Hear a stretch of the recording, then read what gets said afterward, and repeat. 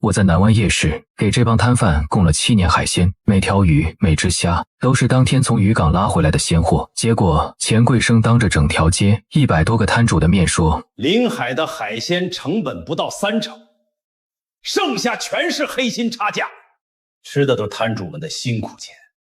临海，你别装了，1斤虾你报28，我找人核过，产地批发价才9块，你这哪叫供货，叫明抢！钱贵生把一叠打印纸摔在会议桌上，纸上密密麻麻列了一排数字，虾蟹鱿鱼花蛤，每一样都标了2列价，一列是我的报价，一列是他所谓的产地价。兄弟们都看清楚了啊！28块1斤的虾，产地9块；15块1斤的鱿鱼，产地才4块5。这7年，临海从咱们这条街上吸了多少血？我给你们算过了，光去年1年。他从南湾夜市赚走的差价就超过60万，60万啊！你们一个摊位1年才赚多少？底下开始有人嘀咕：真的假的？差价这么大？我就说嘛，他那个价死贵死贵的，以前也没得选。我坐在最后一排没动。钱贵生是南湾夜市管委会的主任，管着这条街120个摊位的准入续约和日常。他在这条街上说话，比区里领导还好使。临海，你自己说。你1斤虾的成本到底是多少？你敢不敢当着大家的面报个实数？你敢不敢当着大家的面报个实数？我站起来说道：钱主任，你那张表我看了，产地批发价9块是冰鲜价，就是冷冻仓库里放了不知道多少天的死货。我拉的是当天渔船靠港的活虾，船上就分拣，冷链车直接送到你们摊位上，中间不过夜。你拿冰鲜的价格来比活鲜，是揣着明白装糊涂，还是真不懂？钱贵生脸上挂不住了。少扯这些虚的，活的死的有什么区别？虾进了油锅，谁还分得清？你就说你成本到底多少，我给你算。渔港拿货，活虾船上价14块5，运损率15%到20%。你知道什么叫运损吗？就是活虾拉到你们摊位上。路上死掉的那部分，加上冷链车的油费、冰块检疫票、人工分拣，到你手上是22到23块的成本，我报28块，1斤赚5到6块，这叫黑心。底下安静了2秒，钱贵生马上接过话头：那也是赚了啊，5块钱1斤的利润，你一天出多少货？光我们这条街，你一天就出2000斤，一天赚1万，1个月30万。你临海比我们在座所有人加起来赚的都多。有人又开始附和了，确实赚得多，1个月30万，我操！有人又开始附和了，确实赚得多，1个月30万，我操！我懒得再算了。钱主任，你今天叫我来开这个会，不是让我算账的吧？你直说什么目的？钱贵生等的就是这句话。你已经联系了浙江的供货商，同样的品类，价格比你便宜40%，人家明天就能进场。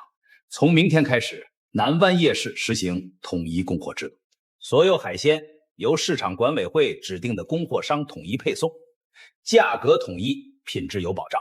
他说品质有保障这5个字的时候，特意加重了语气，眼睛看着我，意思很明白，你临海的品质不行。老许坐在前排，忍不住站起来。老许在这条街上摆了20年虾骨摊，是我进这个市场的第1个客户。钱主任，临海的货我用了7年，从来没有一个顾客吃出过问题。你说换就换，这不太合适吧？钱贵生连看都没看他一眼。老许你一个摊贩，懂什么市场管理？我这是为整条街好。你要是觉得不合适，你的摊位续约的事儿，我们可以再商量商量。老许的嘴张了张，没再说话，坐下了。我看着钱贵生那张脸，看着底下那些摊贩，有的低着头，有的在交头接耳，有几个在笑。行，我把供货单从口袋里掏出来，放在桌上。你们觉得贵，那我今天就停供。从明天开始，南湾夜市的海鲜跟我临海没有任何关系。从明天开始，南湾夜市的海鲜跟我临海没有任何关系。钱贵生愣了一下，然后哈哈大笑。看见没有，心虚了吧，兄弟们？这就叫做贼心虚。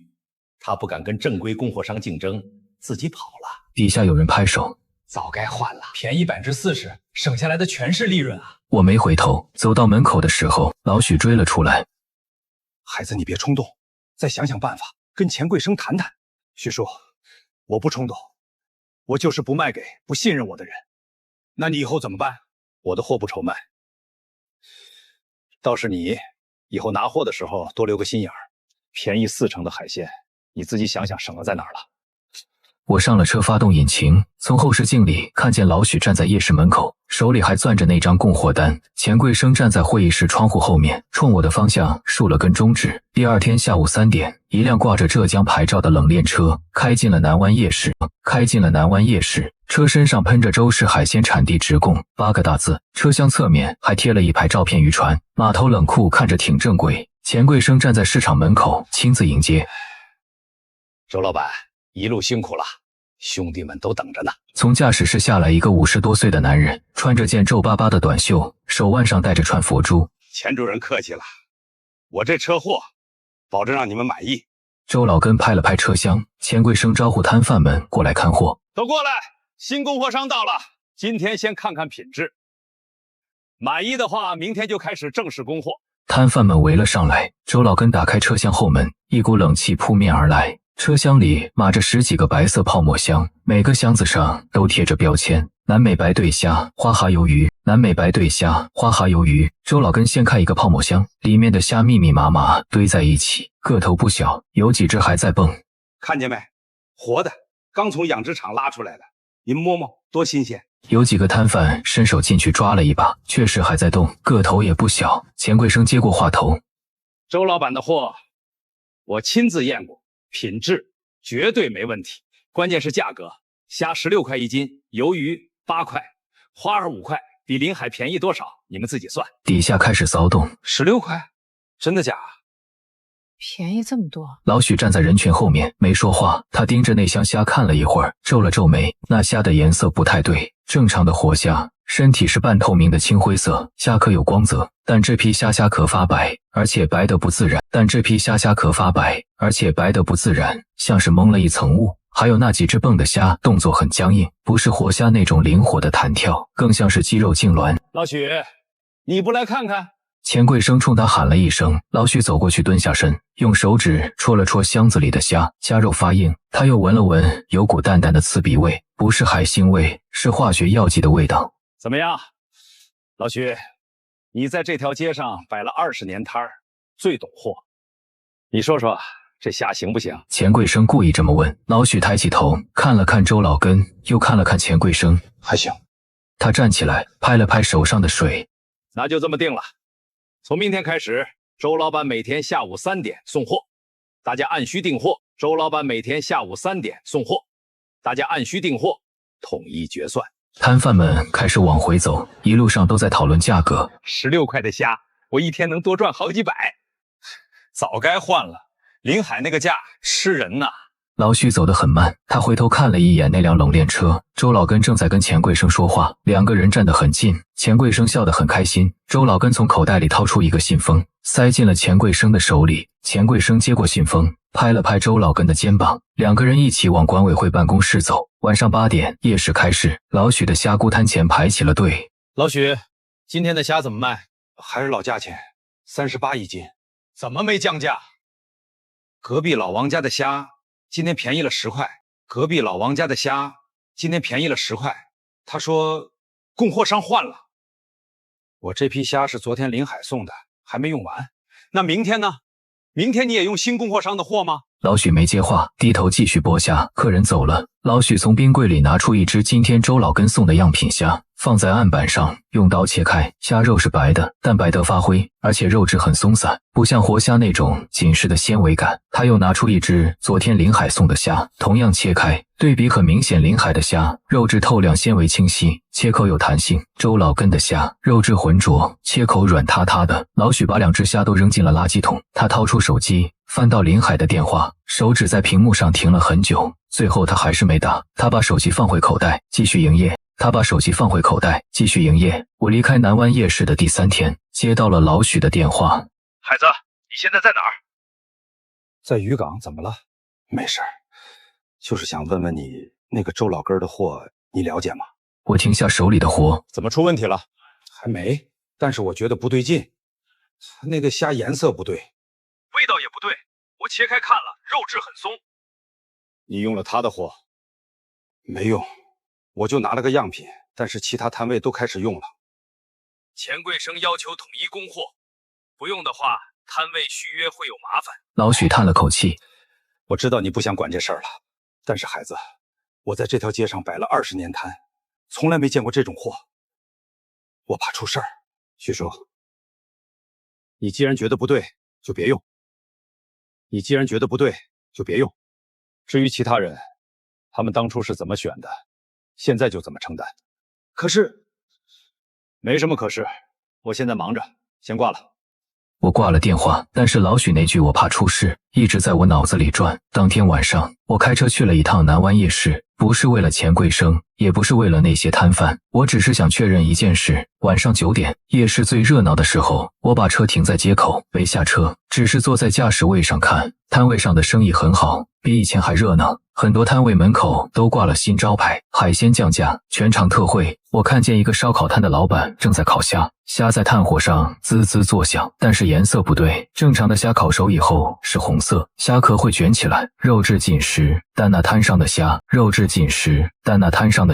烤完以后是灰白色，虾壳软塌塌的贴在肉上。有个客人拿起一串虾，咬了一口，皱了皱眉，但是没说什么，继续吃。我又看了一会儿，掏出手机拍了几张照片，然后我给一个老朋友打了电话。老陈，是我林海。海子，这么晚了，什么事儿？陈卫国是市食品药品监督管理局的科长，我们是高中同学。我想问你个事儿，如果有人用甲醛泡海鲜，能查出来吗？电话那头沉默了2秒。甲醛？你遇到这种事了？不是，是别人。我怀疑有人在用，能查。甲醛是明令禁止的添加物，只要送检就能查出来。但是林海，这是不是闹着玩的？如果真有人用甲醛，那是刑事案件，你确定吗？我不确定，所以我想先自己查一下。怎么查？你能帮我弄一套快检试剂吗？就是那种现场就能测的。陈卫国想了想，可以，但是快检只能做初步判断，要确认的话还是得送实验室。你明天来我办公室拿。好，谢了。林海，如果真查出问题，你第一时间告诉我，这事儿不能拖。我知道。挂了电话，我又看了一眼夜市，钱贵生站在管委会门口，正在跟几个摊贩聊天，笑得很开心。我发动车离开了。第二天上午，我去了陈卫国的办公室，他给了我一个手提箱，里面装着10几支试剂和一份说明书。这是甲醛快检试剂，用法很简单，取一小块样品，滴2滴试剂，等5分钟，如果变紫色就是阳性。准确率多高？90%以上。但是林海，我再说一遍，如果查出问题，你必须第一时间报案。甲醛超标的食品流入市场，后果很严重。我明白。我拿着箱子离开了食药监局，回到车上，我给老许发了条短信：今天晚上10点，你摊位见，别让任何人知道。老许很快回了。晚上10点，夜市收摊，我提着箱子走进了南湾夜市。街上已经没什么人了，摊贩们都在收拾东西。老许站在他的摊位前，看见我，冲我点了点头。孩子，徐叔。我走过去，把箱子放在他的案板上。这是什么？甲醛快检试剂。你今天用周老根的货了吗？用了。钱贵生今天下午来查摊，看见我还在用你的货，说我不配合市场管理，要扣我的卫生分。我没办法，只能用他的。货还有吗？在冰柜里。老许打开冰柜，拿出一只虾，我接过虾，用刀切下一小块肉，放在一个白色的塑料盘里，然后从箱子里拿出试剂，滴了2滴。5分钟后，虾肉变成了深紫色，老许的脸色变了。这是甲醛阳性。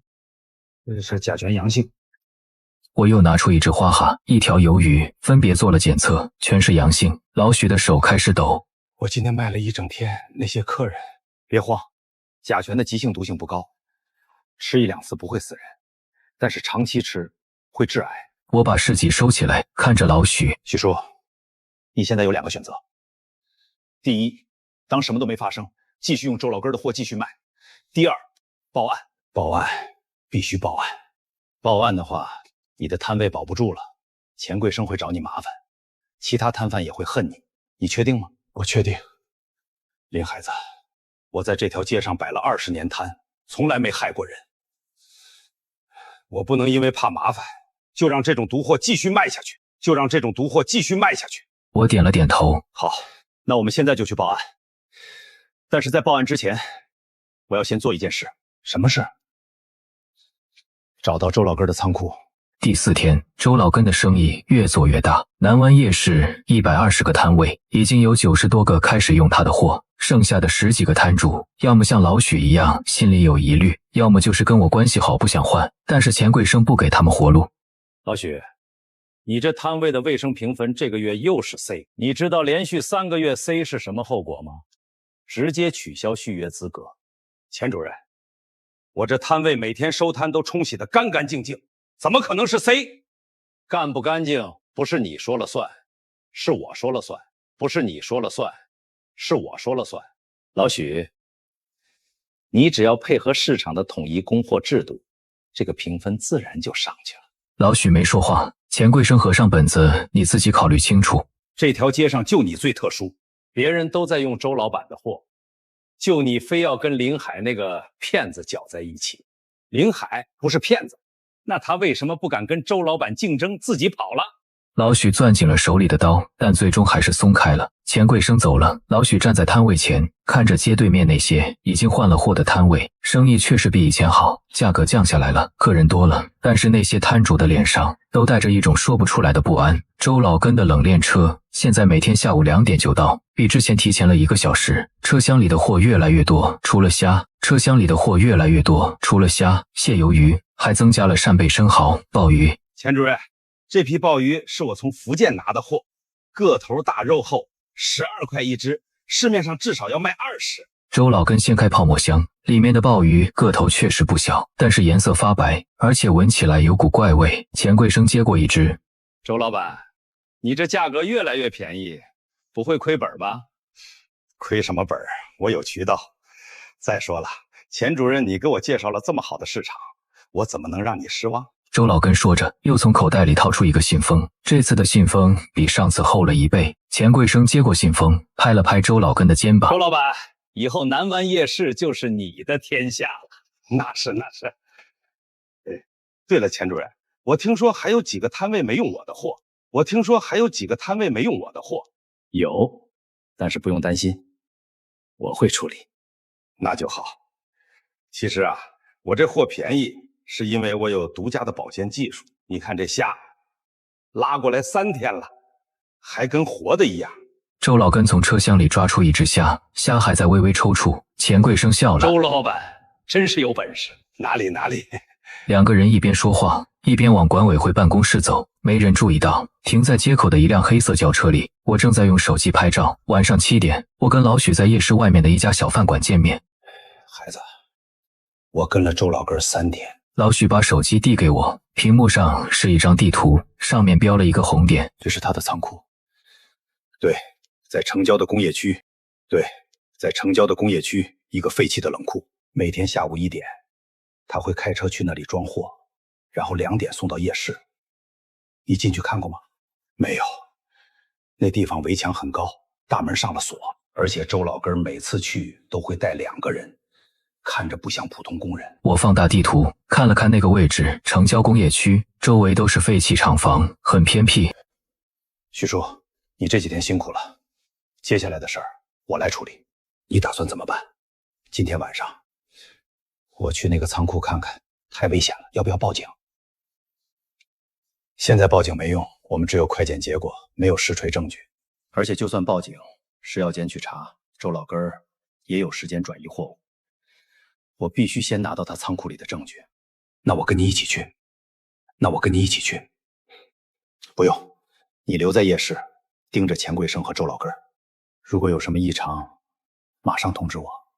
老许想了想，点了点头。我们吃完饭，各自离开。回到车上，我打开后备箱，拿出一套工具手电筒，撬棍、相机、录音笔，然后我开车往城郊工业区去了。晚上10点，我到了老许标记的那个地方。这是一片废弃的工业区，周围都是倒闭的厂房，路灯坏了大半，很黑。我把车停在1公里外，步行过去。周老根的仓库是一栋2层的旧楼，外墙斑驳，窗户都被木板钉死了，大门是铁门，上了一把很粗的链条锁。我绕着仓库走了一圈，发现后门有个小窗户，木板松动了。我用撬棍撬开木板，翻了进去，里面很暗，空气中弥漫着一股刺鼻的化学药剂味道。比夜市上闻到的浓10倍。我打开手电筒，仓库里堆着几十个白色的大桶，每个桶上都贴着标签工业甲醛溶液37%。桶旁边是一排不锈钢水槽，水槽里泡着密密麻麻的海鲜虾、蟹鱿鱼、扇贝。水槽里的液体不是普通的水，是淡黄色的，散发着刺鼻的气味。我走过去，用手电筒照了照水槽，那些海鲜的颜色都不正常，虾是灰白色的，蟹壳发黑，鱿鱼的肉质松散的像烂泥。我拿出相机拍了10几张照片，然后我走到那些大桶前，拍下了标签上的字：工业甲醛溶液37%，严禁使用。正准备离开的时候，我听见外面传来汽车引擎的声音。我关掉手电筒，躲到一排货架后面，铁门被打开了。周老根走了进来，身后跟着2个年轻人。明天要送多少货？120箱。南湾夜市那边现在每天的量都在涨。钱贵生说下个月还要再开20个摊位，全部用我们的货。那这些甲醛够用吗？够，我昨天又进了10桶。对了，明天那批虾多泡2个小时，颜色要白一点，卖相好。明白。 3个人走到水槽前，开始往里面加甲醛。我举起手机，打开录音。老板，这甲醛浓度会不会太高了？上次有个摊主说，客人吃了拉肚子。拉肚子算什么？又不会死人。再说了，钱贵生会摆平的。你们只管按我说的做，别多问。那万一被查出来怎么办？查出来，你以为食药监是干什么吃的？钱贵生每个月给我介绍生意，我每个月给他2万块，这叫互利共赢，懂吗？再说了，这种事儿全国到处都有，只要不出人命，没人管。我的手机录了5分钟，然后我关掉录音，悄悄往后门移动。但是我碰到了一个铁桶，铁桶倒了，发出很大的声音。周老根猛地转过头，谁？看见了我，抓住他！2个年轻人冲了过来，我转身就跑，翻出窗户往外面冲，身后传来周老根的吼声：“别让他跑了！那小子肯定是来偷拍的！”我跑得很快，但是那2个年轻人更快，其中一个追上了我，伸手抓住了我的衣领。我反手一肘，击中了他的鼻子，他松开了手。另一个人从侧门扑过来，我侧身一闪，他扑了个空，摔在地上。我继续跑，冲到了停车的地方，上车发动引擎，油门踩到底，车子冲了出去。从后视镜里，我看见周老根站在路口，拿着手机在打电话。我的手机响了，是老许。孩子，出事了！钱贵生刚才在夜市群里发了条消息，说你是商业间谍，偷拍周老根的商业机密，要报警抓你。我深吸一口气，徐叔别慌，我拿到证据了，明天一早我们直接去市药监局报案。好，你小心。我挂了电话，把手机里的照片和录音备份到云盘，然后我开车回了家。今晚周老根和钱贵生肯定睡不着了，第二天早上7点我还没到食药监局，老许的电话就打过来了。孩子，夜市出事了。什么事？有个客人昨晚吃了烧烤，半夜开始上吐泻，现在在医院抢救。还有7、8个客人也出现了类似症状，都在医院。我握紧了方向盘。严重吗？有2个进了 ICU， 医生说是急性食物中毒，怀疑是甲醛超标。钱贵生呢？他在夜市群里发了公告，说是别摊主操作规范导致的，跟供货商没关系。现在整条街都在传，说是老王家的烧烤摊出的事儿。对，老王昨天用了周老根的虾烤了1晚上，现在他的摊位被查封了，人也被带走问话了。我深吸一口气。徐叔，你现在哪儿？我在医院。刚才老王媳妇给我打电话，哭得上不接下气。我马上过来。挂了电话，我调转车头，直奔市人民医院。医院急诊科门口停满了车。我找到老许的时候，他正站在走廊里抽烟。孩子，他掐灭烟头。老王拦了。怎么说？警察在他摊位上查出了甲醛超标的虾，钱桂生咬死了，说是老王自己进的货，跟周老根没关系。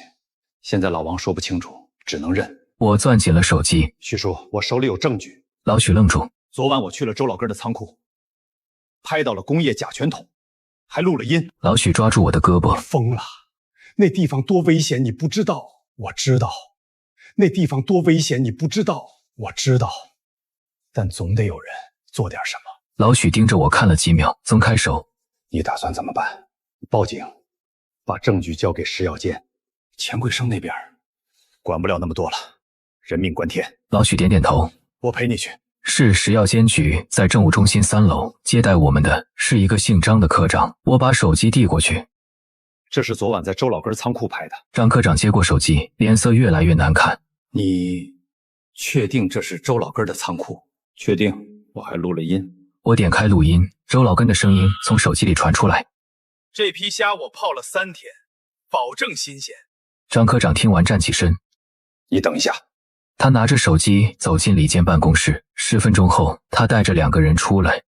林先生，他带着2个人出来。林先生，麻烦你跟我们走一趟，需要做个详细的笔录。好。我跟着他们进了询问室，从早上9点到下午2点，我把整件事从头到尾说了3遍，包括钱桂生怎么逼我退出，周老根怎么威胁我，我怎么潜入仓库。张科长做完笔录，让我签字。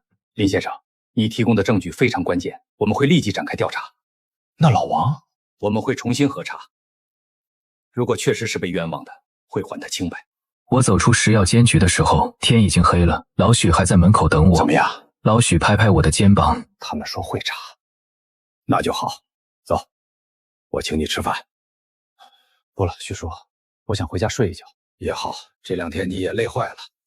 我开车回到出租屋，刚躺下，手机响了，是个陌生号码。对，林海。是个陌生号码。对，林海。电话那头是个陌生的男生。我是，你哪位？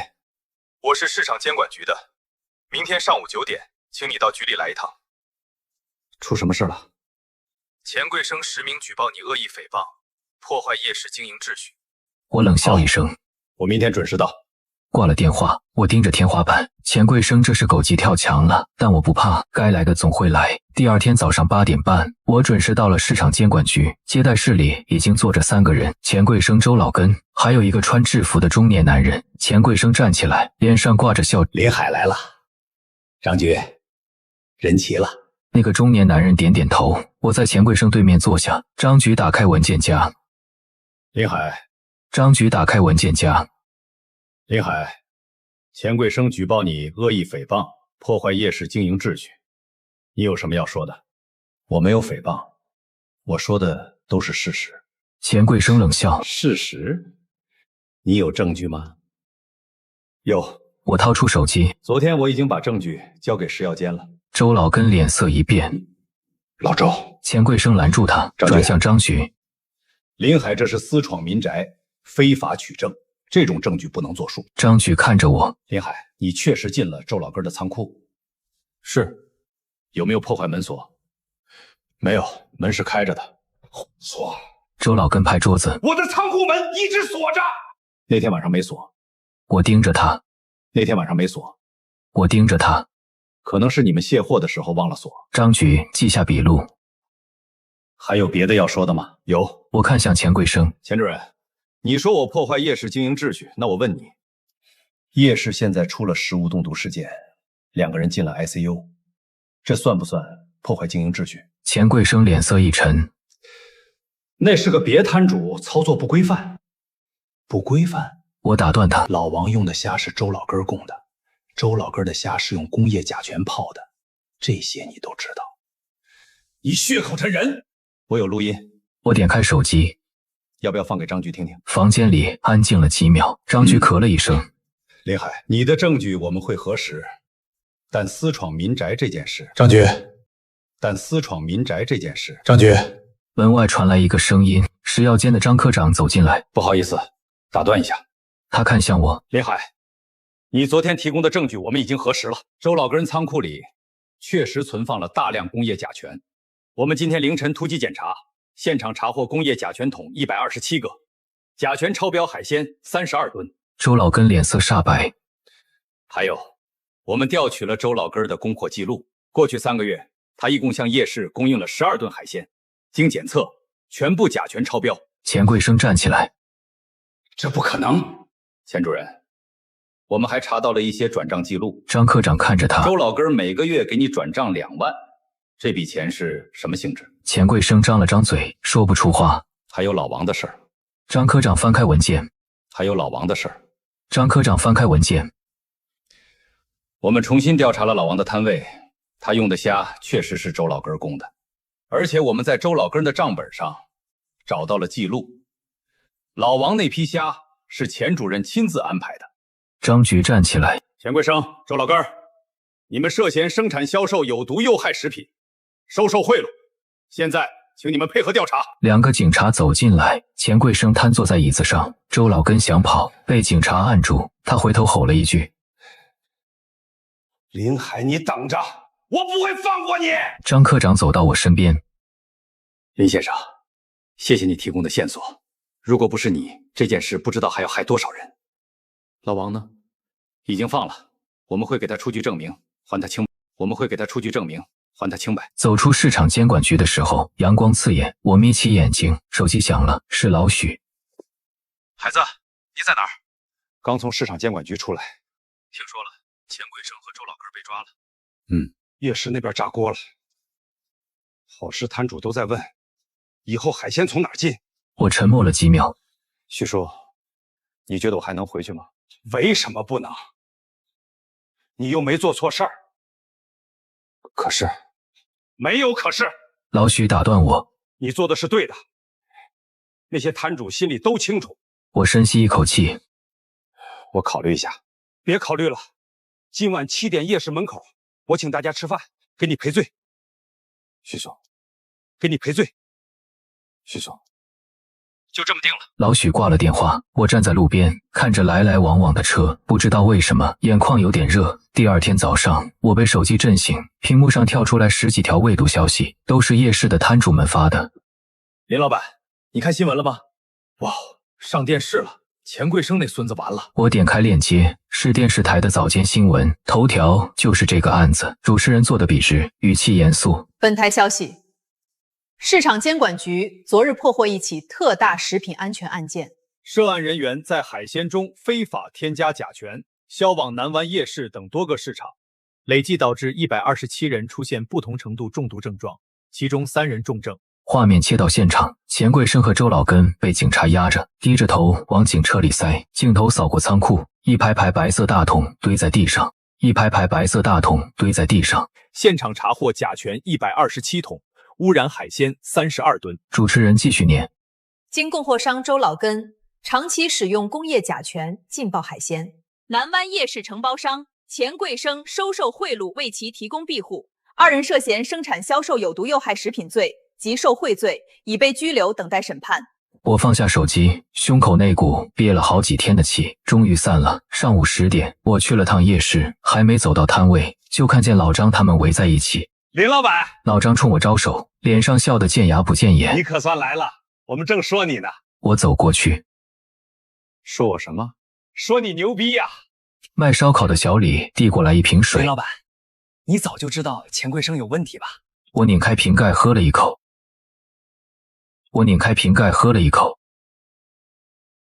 知道。老张问：那你怎么不早说？我反问：说了你们信呢？老张愣了一下，挠挠头。也是。小李叹了口气：要不是你坚持不进他的货，这次中毒的人里肯定有我们。可不是，我昨天还跟老婆说，幸亏当时听了林老板的，没贪那点便宜。这些人前几天还在背后说我傻，说我装清高，现在一个个恨不得把我供起来。我转身往外走，身后传来老张的声音：林老板，以后还来不来了？我停下脚步，回头看了他一眼。看情况。说完，我推开门，手机又响了，这次是市场管理处的电话。林老板，您现在方便吗？我们想当面向您道歉。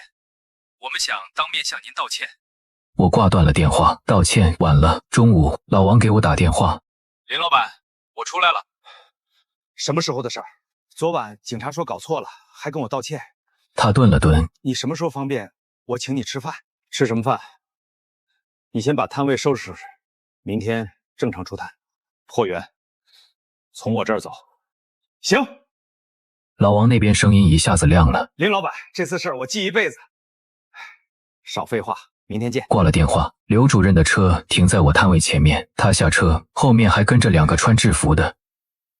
林老板，什么事？他清了清嗓子。局里开会了，以后夜市所有摊主的进货渠道必须登记备案。另外，他看了我一眼。局里想请你做个食品安全培训，教摊主们怎么辨别问题海鲜。前2天你们还说我是刺头，刘主任脸涨红了。那是之前工作有失误。行，我考虑考虑。林老板，你这是要当官了？当什么官儿？我一个卖鱼的。那刘主任刚才那态度跟见了亲爹似的。滚！老张嘿嘿笑着缩回去了。2个月后开庭，老王非要拉我去旁听。你不想看钱贵生那副德行？不想。那我替天看。当天晚上9点，老王的电话打过来，声音里带着痛快劲儿。判了，钱贵生12年，周老根8年。罚款呢？钱贵生500万，周老根300万，全部赔给受害者。还有呢，法官当庭宣判的时候，钱贵生腿一软，2个法警架着才没摔地上。周老根更惨，他儿子在法庭外面跪着求从轻，结果人家看都没看。检察官怎么说的？检察官说，这是近10年来本市最严重的食品安全案件，甲醛超标40倍，情节特别恶劣，依法从重。40倍，行，知道了。你就这反应？12年啊，钱贵生进去的时候53，出来65，这辈子算是废了。他废不废跟我没关系，我明天还得去码头拿货。行吧，反正结果出来了，咱们踏实了。第2天，判决上了省台新闻，标题特大食品安全案，宣判主犯获刑12年。画面里钱贵生坐在被告席上，头发乱糟糟的，跟之前在夜市趾高气扬的样子判若两人。记者采访了个年轻妈妈，我儿子才3岁，吃了那些海鲜抢救了2天2夜。还有个老大爷拄着拐杖，我这辈子没做亏心事，没想到差点被这种人害死。最后一个镜头，钱贵生老婆坐在法院台阶上嚎啕大哭，旁边站着个10来岁的孩子，低着头。我关了电视，下楼往夜市走，路过钱贵生以前的仓库，门上贴着封条，旁边2个路人指着议论：就是这儿查出来好几吨有毒海鲜，活该！活该！这种人就该判死刑。老王的摊位前排着队，他看见我，一边给客人装货，一边喊：来了，今天的虾特别肥，给你留了2斤，少来。我走过去看了看他的摊位，海鲜摆得整整齐齐，每盘上面贴着标签、产地、捕捞日期、检测报告编号。这是新规定。对。老王擦了擦手，客人扫2维码就能看到完整来源。现在我也自己进货了，跟着你学的。学什么学？你以前不也是自己进的？以前是图便宜。老王苦笑。现在知道了，便宜的代价太大。他从冰柜里拿出一袋虾，递给我拿着。拿着，今早刚到的。不要，你拿着。今早刚到的。不要，你拿着。他硬塞过来。那天你拿着证据去食药监替我说话，这事儿我记着，别跟我客气。我接过来，拍了拍他肩膀，转身走了。林老板，您放心，以后我这摊位绝对干干净净。1个月后，刘主任又来了。林老板，市里搞食品安全表彰大会，局卷点名要见你。我一个卖海鲜的去那种场合干嘛？就是因为你是卖海鲜的，才有说服力。局长原话：食品安全不是靠我们管出来的，是靠你们这样的从业者守出来的。行，去就去。表彰大会在区政府会议室，我穿了件干净夹克，坐第3排，旁边是餐饮协会会长、连锁超市老板、大酒店经理，就我一个夜市摊贩。局长讲话的时候专门提了甲醛案。我要感谢林海同志，他用实际行动证明了一个普通从业者也能成为食品安全的守护者。我就是个卖海鲜的，不过是坚持了一件最基本的事，不卖有毒的东西。这种事本来就不该值得表彰，它应该是底线。会后，局长单独见我，50多岁，头发花白，握手力气很大。林老板，你之前在夜市受了不少委屈，过去的事了，以后有任何问题直接打这个电话。他递过来一张名片，区市场监督管理局局长赵明远。谢谢赵局，应该我们谢你。从区政府出来，手机响了，外地号码。请问是林海林老板吗？我是。你好，我是省城锦江酒店的采购经理，姓孙。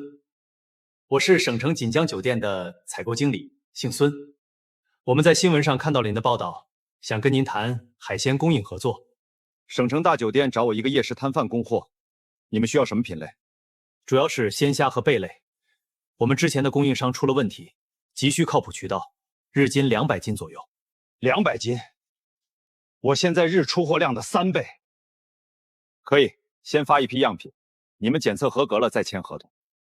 好的，非常感谢。挂了电话，我笑了一下。当初被赶出夜市的时候，以为这辈子就这样了。回到夜市，老张他们围过来。林老板，电视上看到你了，跟局长握手那个。是吗？我蹲下来整理货箱。你现在可是名人了。老张说，我媳妇儿说让我跟你学学，别老进便宜货。便宜货不一定是坏货，别老进便宜货。便宜货不一定是坏货，但来路不明的，再便宜也不能碰。道理我懂，就是有时候利润太薄，经不住诱惑。你去问问钱贵生，他现在还经不经得住？老张不吭声了。旁边卖蔬菜的刘姐插嘴，林老板说的对，钱贵生以前多风光，开着奔驰来送货，现在呢，牢里蹲着，家都散了，不值当。行了，别聊了，准备出摊。晚上来了个带孩子的年轻妈妈，在摊位前站了半天。老板，你这虾真的没泡过药？我拿起一只虾递给他，你闻闻。对，泡过甲醛的虾有刺鼻味儿，壳特别硬，颜色发白。你看这个，壳是透明的，肉是青灰色，正常活虾就这样。给我来3斤。我称好装袋，他付了钱。谢谢麻，给我来3斤。我称好装袋，他付了钱。谢谢麻烦您了。犹豫了一下，说：“老板，我之前在别的地方买过海鲜，我儿子吃了拉肚子，医生说可能是甲醛残留，从那以后再也不敢给孩子吃海鲜了。今天看了新闻说你这里安全，才敢过来。”他怀里的孩子2、3岁，胖乎乎的，正啃着棒棒糖。放心吃，我这货对得起良心。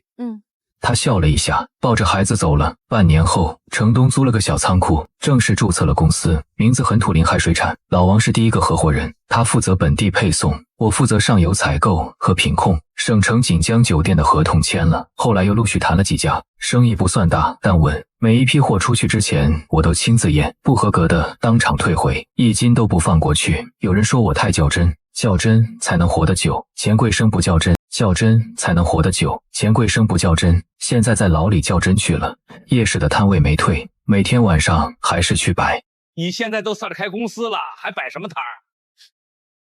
习惯了。其实不是习惯，是舍不得这些老顾客，舍不得这条街上的烟火气，这是我的根。有天晚上收摊，路过钱贵生以前的仓库，封条早撕了，门口挂了个新招牌，社区便民服务中心，里面灯火通明，几个老太太在跳广场舞，音响放着凤凰传奇，比以前强多了。回到家，媳妇在厨房炒菜。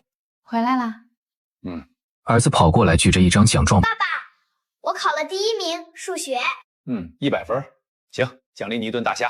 儿子欢呼着跑进厨房。妈妈，爸爸说今晚吃大虾，冰箱里有，你自己拿。吃大虾，冰箱里有，你自己拿出来。手机响了，刘主任。林老板，食品安全培训下周开始，课件准备好了吗？准备好了。好，对了，市里搞了个阳光厨房计划，所有餐饮摊位都要装明厨亮灶的摄像头，消费者手机上就能看到后厨操作。早该这么干了。挂了电话，媳妇把菜端上桌了，4个菜，虾是我自己进的货，于是今早码头刚到的，干干净净，明明白白。儿子已经开始剥虾了。爸爸，这个虾好甜。我夹了一只放进嘴里，确实甜。